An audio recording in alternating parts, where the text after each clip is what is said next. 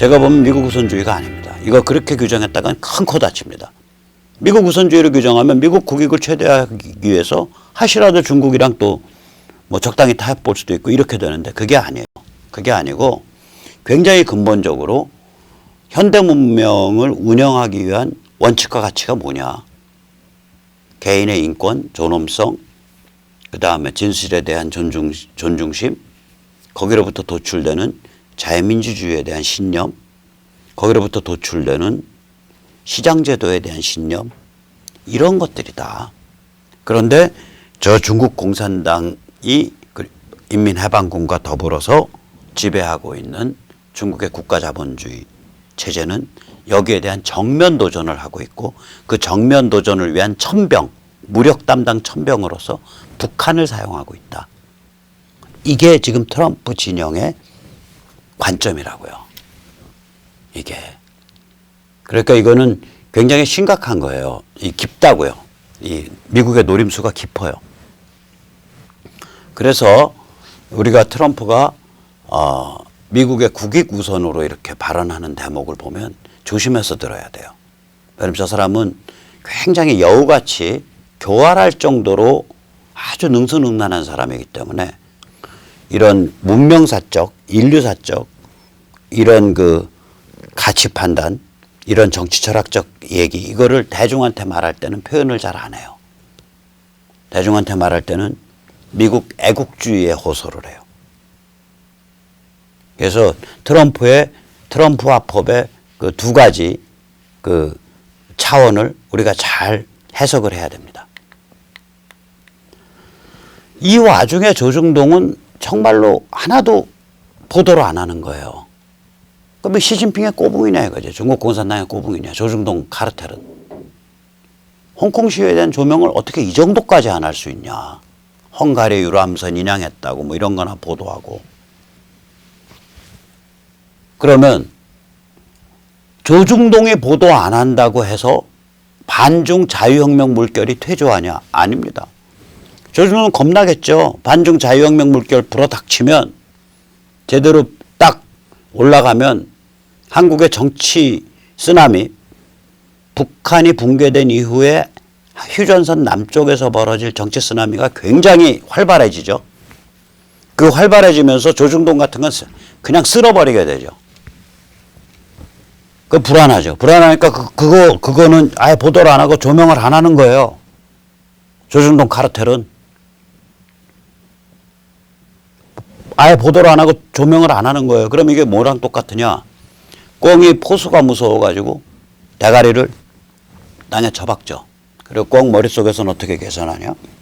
내가 포수를 못 보니까 포수도 나를 못 본다고 생각하는 거예요. 포수가 꿩 못 봐요? 대가리 쳐박았다고? 조중동이 반중 자유혁명의 물결을 보도 안 한다고 해서 반중 자유혁명이 진행이 안 됩니까? 천만에요. 한마디로 조중동이 자유의 쓰나미를 막을 수 있을까요? 천만에요. 못 막습니다. 아무리 막으려고 발버둥 쳐도 여시제 아니라 여시제 2, 여시제 3, 여시제 5, 여시제 4, 여시제 6, 여시제 7을 만들어서 아무리 발버둥을 쳐도 못 막습니다. 아예 단체를 하나 만들어서 시진핑 폐하 만세라고 해서 황제 폐하 만세라고 단체를 만들어도 못 막습니다. 아예 단체를 만들어서 중국 공산당과 함께하는 대한민국의 친중 4대주의 동맹 이런 걸 만들어도 못 막습니다. 조중동 알아서 판단하세요. 당신들이 카르텔 짜가지고 대한민국 말아먹으려고 하고 있다는 거. 앞으로 닥칠 정치 쓰나미에서 대한민국이 마땅히 나아가야 될 길로부터 대한민국을 이탈시키려고 하루 종일 음모 짜고 있다는 거 이제 우리가 다 꿰뚫어 보고 있거든요. 당신들 행태를 우리가 현미경 아래서 딱 들여다보고 있습니다. 그 행태에 맞춰서 당신들한테 처분을 내릴 테니까 조심해서 행동하시기 바랍니다. 자, 정치인들은 멀쩡할까요? 어저께네요. 어저께. 지금 홍콩에서 저 일이 벌어졌는데 지상후기가 주최를 해서 진보 보수 무엇이 문제인가 이런 세미나를 했어요. 세미나하고 쎄쎄쎄하고 저렇게 모여서 뭐 나경원이까지 해서 누나 동생 하면서 쎄쎄쎄 하면서 아주 화기애애하게 사진을 찍었네. 제가 근데 지상욱 씨나 이런 사람들한테, 저 자리에 간 사람들한테 물어볼 말이 있어요. 보수의 핵심 정신이 뭐요?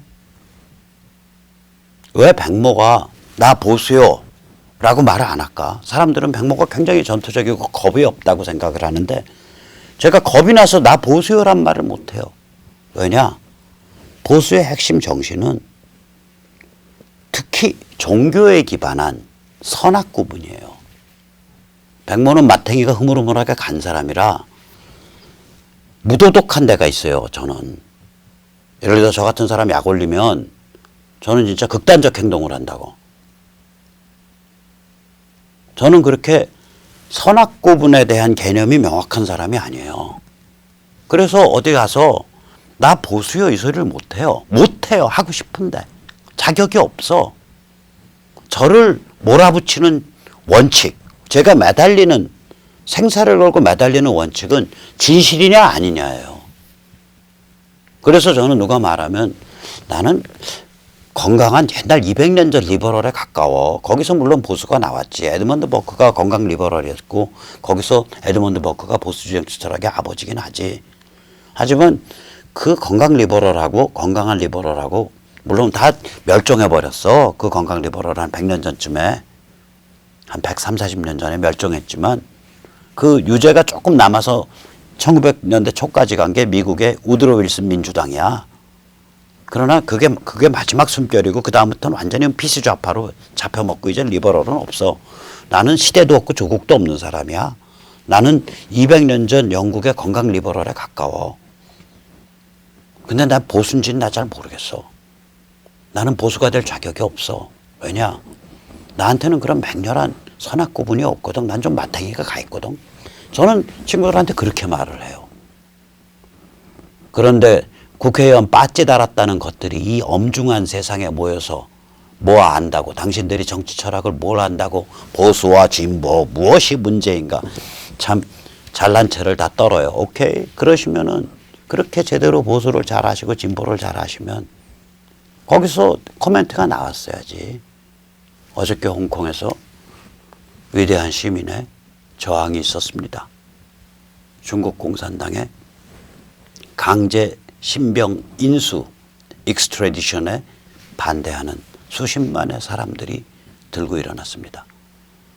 동아시아의 반중 자유혁명의 물결이 몰려오고 있는 것으로 보입니다.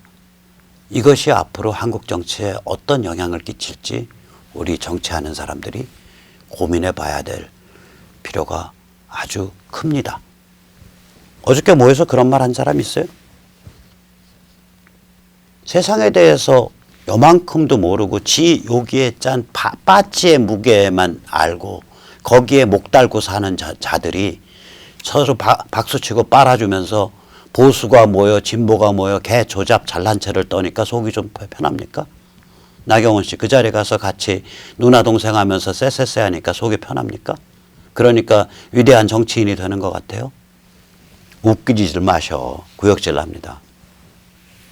뿐만 아니죠. 지금 자유한국당, 애국당 이런 데 다 포함해서 홍콩 시위에 대해서 논평했다는 거 제가 읽어본 적이 없는데 심지어는 화웨이가 삼성 SK를 불러들여서 협박을 했다는 거에 대해서 논평한 사람들 없는데 그러니까 그런 논평 점잖게 할 수 있거든요. 일부 보도에 의하면 혹은 보도에 의하면 화웨이가 삼성 SK를 불러들여서 협조하라고 사실상 협박에 가까운 줄 세우기를 시도했다라고 한다. 우리는 이 같은 사태에 심심한 그 우려를 표명하며 화웨이 및 중국이 공정무역과 자유민주주의와 인권의 원칙에 맞춰서 행보를 함으로써 지금 벌어지고 있는 미중 전쟁이 한국 경제와 한국 사람들한테 야기하고 있는 불안과 그다음에 경제적인 어려움을 더 이상 악화시키지 않도록 용단을 내려주기를 우리가 기대한다. 뭐 이 정도는 할 수 있잖아. 이런 얘기를 정당에서 한 적이 없어요. 그러니까 지상욱, 나경원만 욕할 것도 없어. 그럼 지상욱, 나경원이나 저기 모인 저 화상들 빼고 나머지는 그럼 제대로 빠지단 자로서 처신했냐 이거지. 안 해요. 제가 이런 비슷한 얘기를 크게 무슨 애국당 욕도 안 하고, 야, 애국당 포함해서 왜 정당들이 이런 논평 안 하냐 했더니 제 페북에 어떤 애국당 열혈 지지자가, 백모 너 십선비냐? 야 임마, 우리는 지금 광화문 농성 텐트 유지하느라 개고생 중인데 너 이렇게 우리 등짝에 칼 꽂기냐? 아, 저 농성 많이 했거든요. 전과자 돼가면서 중국 대사관 앞에서 499일 했어요. 아무도 안 알아줄 때. 지금은 알아주기나 하지. 애국당 농성은 그래도 뒤에 정당이라고 그래도 법률적 정당이라는 정당 법인격이 버티고 있고, 거기에 현역 국회의원 조원진이 버티고 있으니까 유지가 되죠. 제가 할 때는요, 그냥 목숨 내놓고 한 거요. 499일. 기부금도 하나도 없이. 그때는 와서 사람들이 밥을 먹어주면 너무 고마워서 올 때마다 저기 그 통인시장 가서, 그때는 중국 대사관이 효자동 있을 때요. 통인시장 가서 순두부 사죠. 6,000원, 5,000원짜리. 그럼 하루에 20명만 왔다가도 밥값 들어가는 게 10만 원이요. 농성하는 사람들 물도 먹어야지. 밤중에 간식도 먹어야지. 못도 해야지. 그럼 평소에 아무 이벤트 없는 날 들어가는 돈이 12, 3만 원이요. 그러면 하루 평균 20만 원 들어가요. 이벤트 걸리고 그러니까. 그거 십시일반 모으고 제가 강의료 받은 거 집어넣어서 했어요. 거의 1억 돈 들어갔어요. 499일 동안. 그 농성 해봤다고. 이른바 좌파 우파 통틀어서 제일 긴 농성 했었어요. 제 경험자예요. 그 주도자니까. 농성하면 심심해요. 논평 낼 건 있으면 얼마나 좋아. 농성 텐트에서 논평 내고 왜 기자회견 안 하냐고. 심심하겠네. 하루 종일 모여서 뭐해?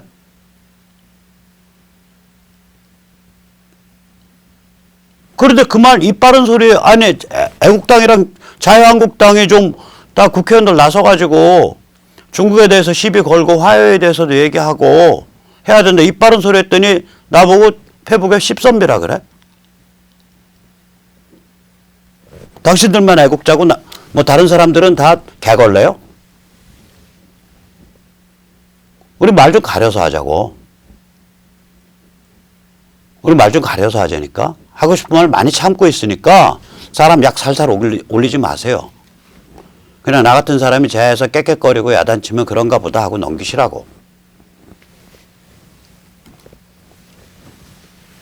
농성 텐트가 무슨 저게 벼슬이요? 훈장이요? 내가 그 농성 그렇게 해서도 그거 가지고 자랑질 많이 안 해요. 참 이상한 사람들이야. 자, 이제 열 그만 받고요.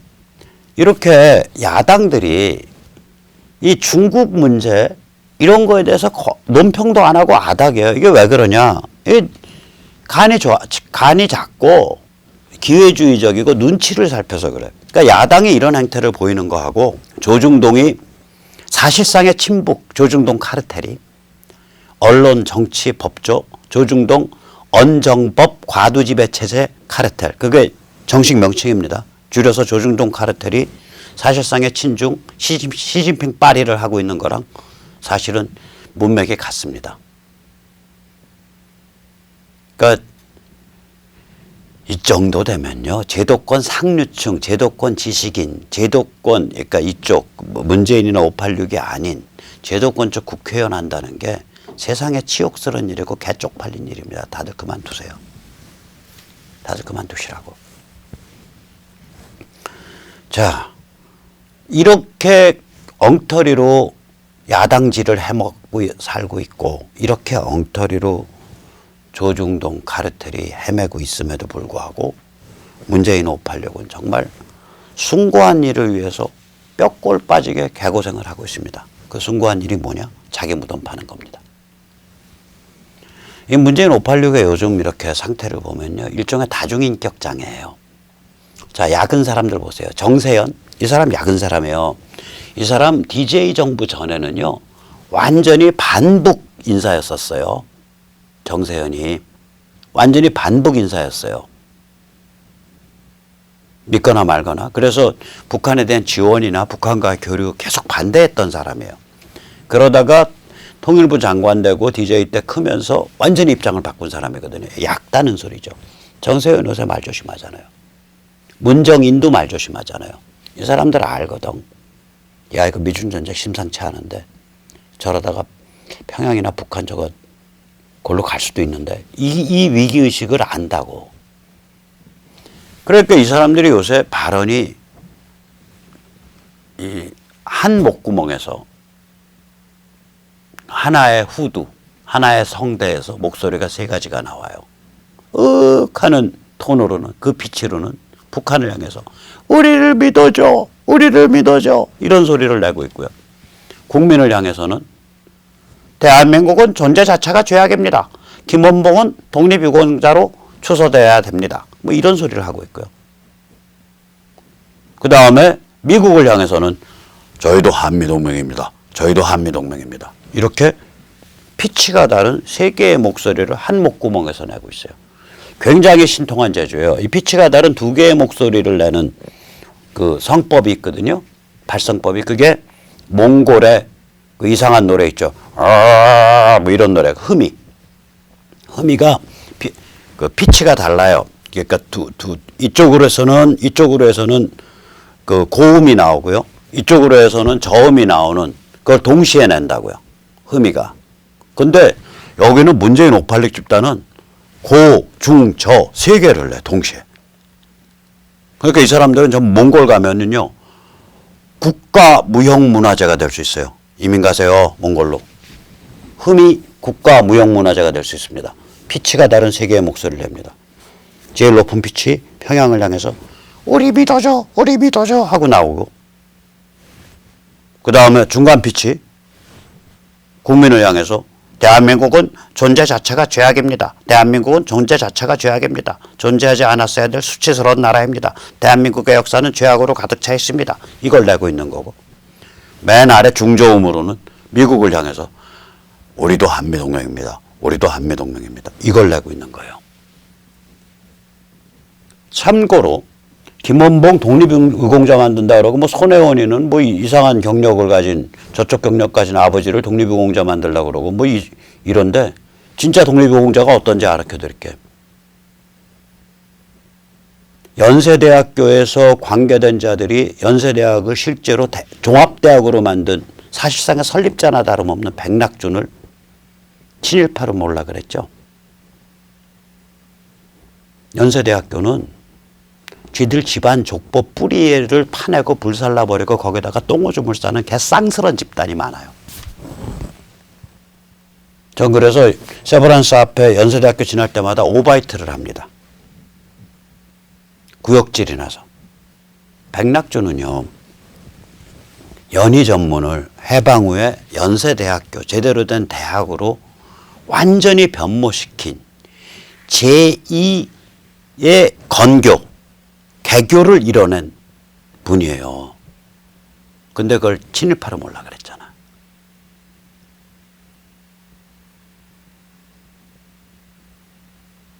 백낙준 상을 친일파 공격에 선봉을 쓴 이만열이한테 주려고 그랬잖아요. 국사학자.